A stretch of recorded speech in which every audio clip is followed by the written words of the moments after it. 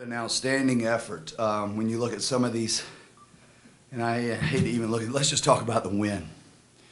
You know, when you start out in this conference, you got some heavy hitters that you have to go play. You got the Arkansas States, you got the Troys. I mean, you got teams like that. If you want to be taken serious in a league, then you got to go knock off the front runners. And the guys that have proven, from time to time that they stand at the top of the conference. I think that's been my message, and not my message, it's our message as a team. If you want respect, you have to go get it. You have to go earn respect. You have to go play and let it dictate how they treat you, how they look at you from now. To take the field the way we did, and to tell you the truth, I mean, I thought in the first half, I thought rolling offensively, a couple of drives just got away, a ball off the face mask, and I'm sitting there going, God, it could easily have been maybe a 35 spot in the first half for us. I mean, gave up some silly plays defensively. What? What? Oh, I'm so sorry. Well, I mean, can you shorten the thing, please? I mean, geez, what do you think I am? I'm 5'11" now. So apologize. But, just a tremendous effort by our football team to do the things that we did, to come away and really answer the call. I know offensively, defensively, we let some bonehead things slip away for those easy scores that we've got to find a way to eliminate those. I told that football team in there, everybody's probably saying, yeah, we're bowl eligible and things of that nature. But, to tell you the truth, I don't even want to think about a bowl eligible football team. I think we have an opportunity if we achieve what I think we can achieve in practice and preparation, then we have a chance. We have a chance to go fight for this championship. It certainly is something that I will challenge our football team. And I've done it before, but I want them to understand we have the capability of competing for it. It's great to be bowl eligible, don't get me wrong. I mean, here we are in our 10th year of football. We're going to have the opportunity to go to our third bowl game in school history. But as I sit here tonight, we have an opportunity to do so much more than just go to a bowl game. And that's why I'm so damn proud.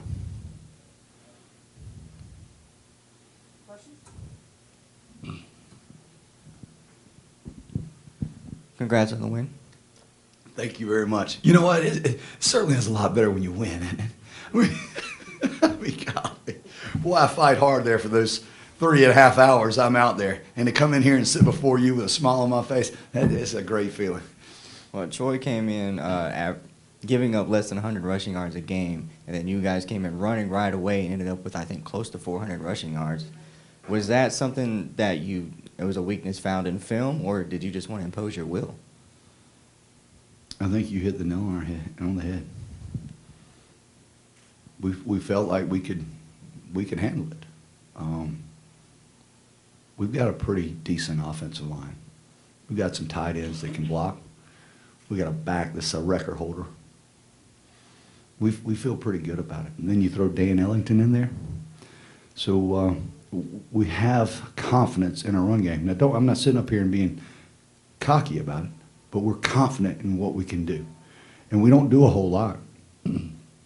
But we practice it, and we stay in tune, and we get better at it each and every week. And, when you go rush for 390 yards when they knew what we were doing. When I say they knew, I mean, it was run after run after run, and sometimes tough runs for those backs. And I mean, it's just I tell you what, and I'm an offensive line coach at heart. And when you can go do that, there is nothing better than imposing your will.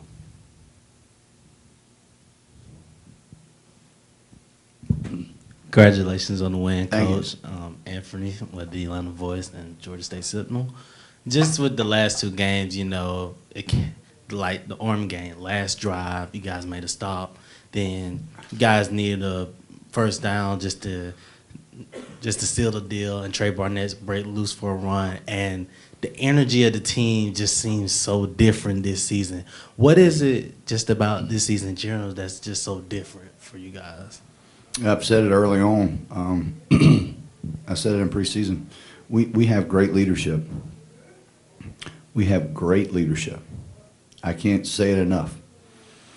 Ed Kearney's, Dan Ellington's, Hunter Atkinson, I mean, Remy Lazarus. I mean, that's where it stems from. Listen, I don't have to police our football team. They understand the discipline that we want, and it's executed. And if it's not, our leaders take care of it. But they're exceptional men. They have fun playing this game. I mean, I'm telling you, they have fun. Sometimes I have to calm them down because I see them over there. There's a lot of smiling and everything.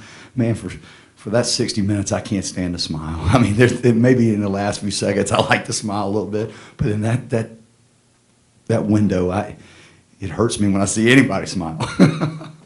But it's those captains and it's those players. There's nothing different from my standpoint. It's just all about those guys, and that's what it should be about.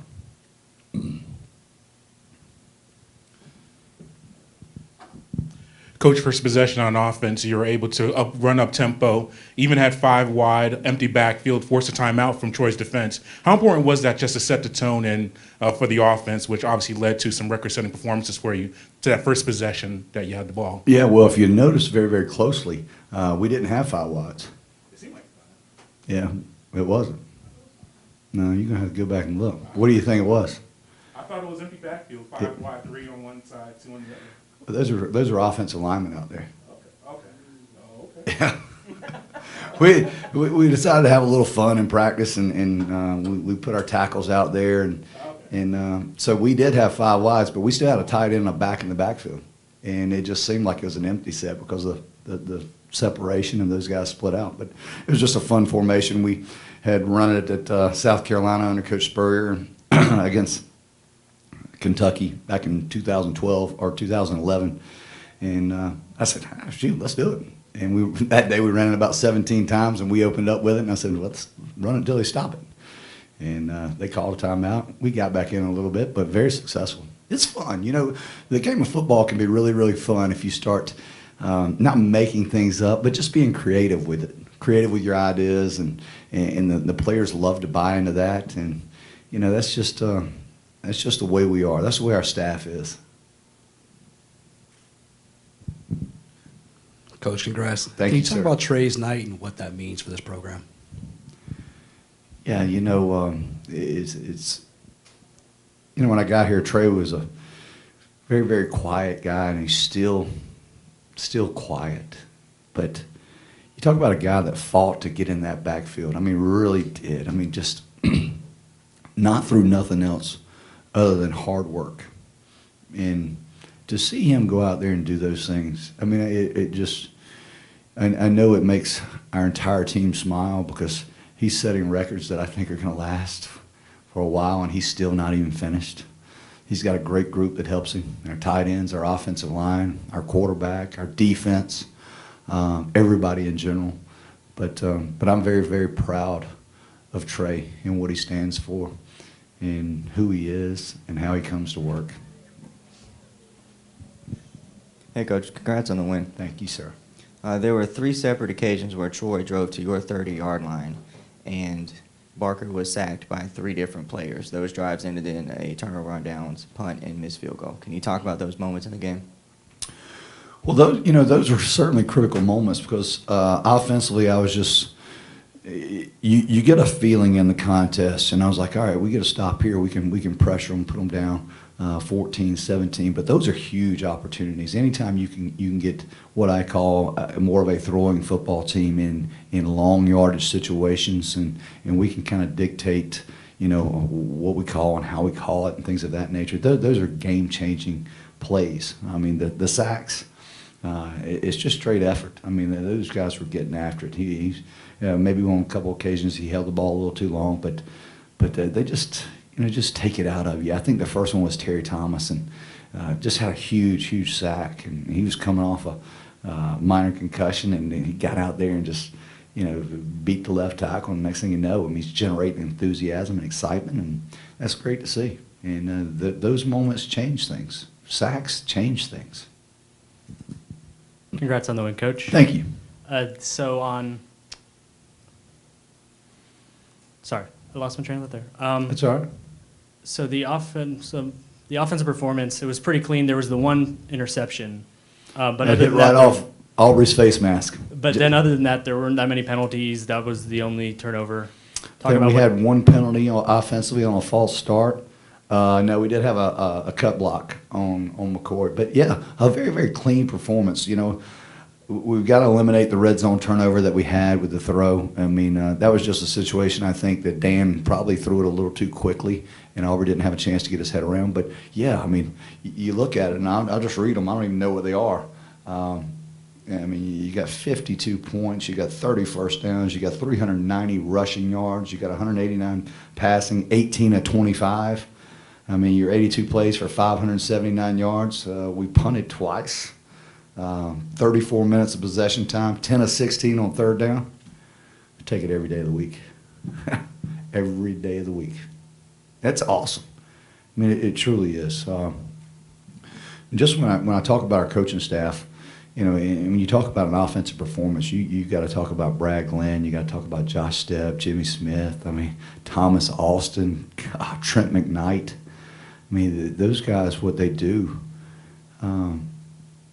it's not that we're doing anything different. They work so well together. These players enjoy their coaching, and we got some pretty good players. So, Coach, of course, with this win, it makes you guys bowl eligible, but it also makes you 3-0 in primetime games at home and undefeated at home on the season. I just want to know, what are your thoughts on that, and what is it going to take to stay undefeated at home after returning home, playing Louisiana Monroe, and then coming back to play App State? To tell you the truth, there's really no way for me to answer that other than to continue doing the things that we're doing. I think practicing here at our stadium, at Georgia State Stadium, every single day, the comfortable feeling that we have day in and day out, and then we can go and we play right here on our. I mean, honestly, it's like, hey, calling your buddies over and say, hey, we're going to have a backyard game in my house it's just a good feeling. And we enjoy it. I mean, I tell you, sometimes my ears get blown off by that big horn we got going on, but I love it. I mean, honestly, I really do. I love it, and I'll go ahead and tell you, the band. I just want to say this: our band was out there all day long today. They had a band competition. They were here all day long. I mean, and when I say all day long, they were here because I watched their performance out here during the day. They stayed and they rocked the night. And it's just, this place can be really, really special. The atmosphere, this thing can, you just wait. How you doing, Coach? Congratulations, Thank you. big win. I'm They're all big, aren't they? Yeah, but this one was really, really big. I'm excited about where Georgia State is headed. I have a question though. So as you look, most teams when they get up by a lot, and you guys got up by a lot at some point, right? But Troy just kept fighting back. They kept fighting back, and you never could really get comfortable. At the same time, how do you look at your team, even when they're up, and keep them in the game, keep them locked in, keep them focused so they don't fall? Listen, we don't have easy games. We don't. I don't know if I've ever had an easy game or a relaxing game. Maybe one time a couple years back against ULM, maybe our first year here. But it's a fight to the finish each and every week. I mean, you get your money's worth when you come watch us play. And I can't relax. I mean, I'm tense to the very, very end. I mean, I've got to call timeouts on onside kicks because I don't know how they're lining up. And you can exhale at about 2 seconds to go. Now, I did kind of probably break a smile when Trey hit that long run there at the end, but there's no easy victories. Not in this conference, not for us. Coach right in the middle.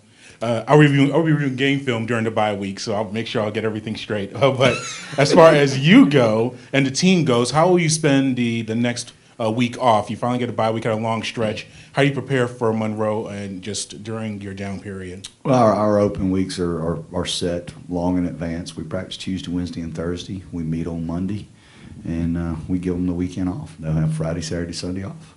And then we come back and we start preparing. We'll have, of course, film study just like we always do. But we got to get it healthy. We got some guys beat up, bruised. You know, at this point in the season, everybody doesn't feel good. I don't even feel good. But that's the way the game of football is. So that's our schedule for next week. Coach, the team is very talented. You said this could be something really special.